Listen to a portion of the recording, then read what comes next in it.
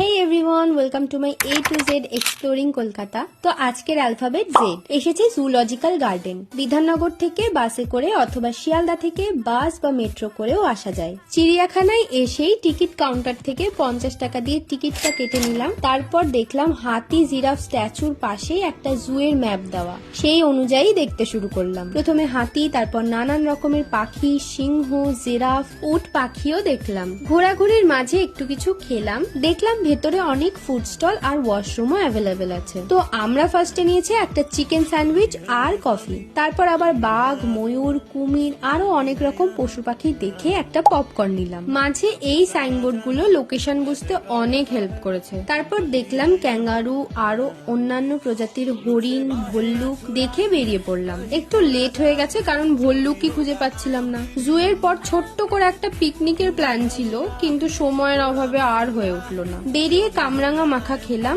স্টলটা ভিক্টোরিয়ার সামনে। সারাদিন হেভি কিছু খাইনি জন্য প্রচুর খিদে পাচ্ছে, তাই একটা ক্যাফেতে এসে শর্মা অর্ডার দিয়েছি।